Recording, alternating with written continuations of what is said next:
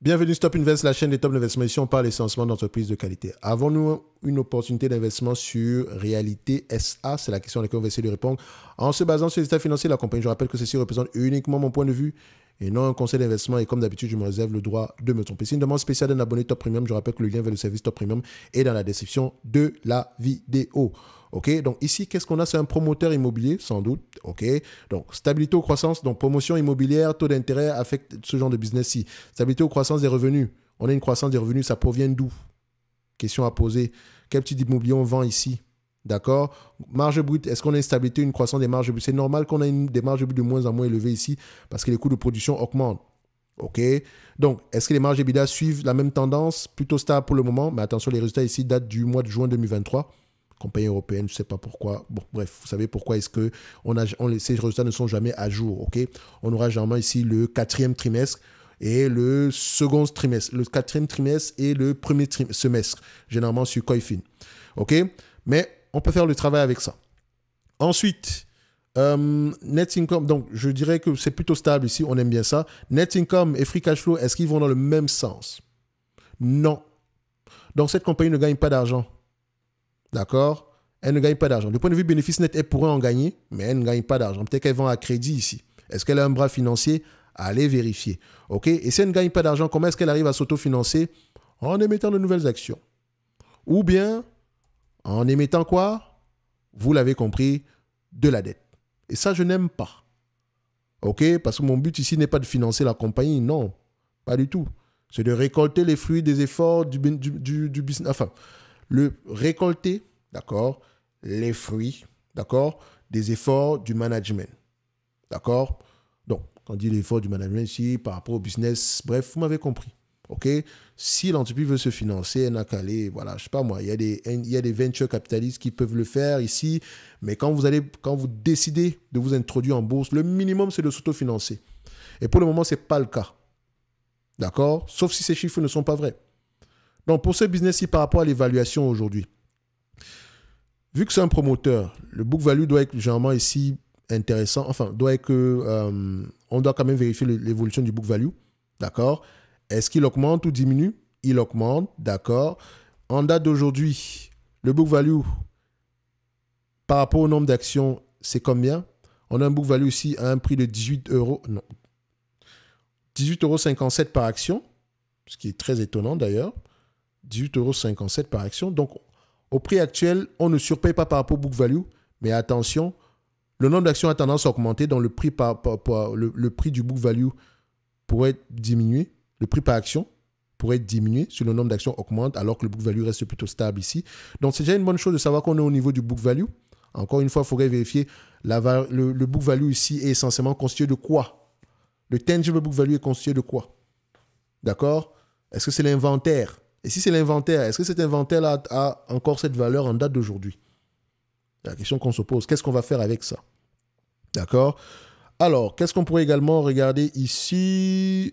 Si on prend les net income, serons gentils. Nous avons un business ici qui... Le marché paye généralement combien de fois les bénéfices pour ce genre d'entreprise? On sera maximum 15 fois les bénéfices. C'est grand max par là. OK?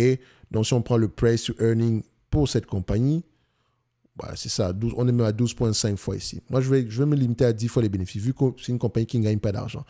Admettons qu'en termes du point de vue bénéfice net, 11,55, multiplié par 10 fois les bénéfices. Enfin, quand je dis bénéfices ici, d'aucuns vont dire, mais tu dis qu'elle ne gagne pas d'argent, peut-être il y a des bénéfices. Non, on peut avoir des bénéfices sans avoir des free cash flow. Et le plus important, ce sont les free cash flow. On peut vendre à crédit. C'est pour la raison pour laquelle, quand on vend à crédit, on encaisse un bénéfice ici. Parce qu'on a fait une vente. En plus, moins nos marges, ça nous donne un bénéfice. Mais est-ce qu'il y a du cash qui est rentré? Non. D'accord? C'est une promesse ici je pense, comment on appelle ça? C'est une promesse de paiement qui est rentrée.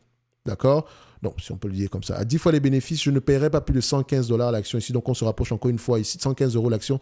115 millions l'action ici, le haut total pour cette compagnie ici. Donc, par rapport au nombre d'actions à 4,6 divisé par 4,6, nous avons un business ici, enfin, ça, on ne va pas se dire que c'est 25 fois les bénéfices ici, mais voilà, 4,6 €, donc on n'est pas loin. Donc, mais j'aurais préféré ici me limiter au book value pour cette compagnie. Donc, Est-ce que le marché donc a tendance à payer un prix aux alentours du book value? C'est également une chose qu'il faudrait regarder. Price to tangible book value, on a à peu près ici. C'est vraiment bizarre. Enfin, même pas que c'est bizarre. Le marché paye combien de fois le book value ici? C'est pas que c'est bizarre. C'est voilà, 1,3 fois le book value. Bon, pour ce genre d'entreprise, une fois le book value, c'est pas le tangible book value ici, c'est bien. D'accord? Donc là, on a une fois le tangible book value, donc on ne surpaye pas au prix actuel. Mais attention, ça dépend de quoi? Un, que l'entreprise s'autofinance. Parce que si le niveau d'endettement augmente, le tangible book value va avoir tendance à diminuer. Si le nombre d'actions augmente alors que le book value n'augmente pas, le tangible book value par action va avoir tendance à diminuer. Donc il faut faire attention ici. Le plus important, c'est là, c'est à peu près le... Comment on appelle ça? C'est l'autofinancement d'abord. Est-ce que c'est dans le cas pour ce business? Je n'en sais rien. Parce qu'il faut également voir comment est-ce qu'est positionnée la dette ici, comment est-ce qu'elle est positionnée ici. Donc, l'échelonnement de la dette dans le temps, taux d'intérêt. Parce que si on doit rembourser ici 10 000, je sais pas moi, 100 millions l'année prochaine, ça va être chaud parce qu'on ne gagne pas d'argent. Sauf si on vend une partie des actifs. Donc, c'est-à-dire qu'est-ce que ces actifs-là sont à leur juste valeur? Parce que si on nous dit ici que la valeur des actifs est de 100 millions à peu près, alors que quand on va et alors qu'on se rend alors qu'en voulant vendre une partie des actifs ici, on se rend compte que c'est plutôt maintenant 70 millions. Bah, c'est pas très joli. En tout cas, moi je pense que cette compagnie est correctement évaluée au prix actuel. Donc ce n'est pas mauvais. Maintenant, tout va dépendre de l'autofinancement. Donc si moi je lis les rapports financiers, c'est la partie qui va plus m'intéresser plutôt que toute autre chose. D'accord? Bref, je suis fatigué. On va se donner rendez-vous sur la prochaine vidéo. Un like, un abonnement, un commentaire, ça fait toujours plaisir. N'oubliez pas, en lien dans la description de la vidéo, vous avez le service Top Premium où vous pouvez faire des demandes d'analyse quantitative ainsi que recevoir ici les notes d'analyse sur des entreprises qui, moi, me semblent sous-évaluées, essentiellement des entreprises nord-américaines. Je lis les rapports financiers, j'écoute des conférences calls et je vous propose l'entreprise. Je fais également le suivi des anciennes entreprises proposées ici, tant que le scénario de départ est toujours d'actualité. Les entreprises proposées ici sont généralement des entreprises qualitatives. OK? Et si vous avez des questions, on est là pour y répondre. OK? On va se donner rendez-vous sur la prochaine vidéo. D'ici là, portez-vous bien. Merci.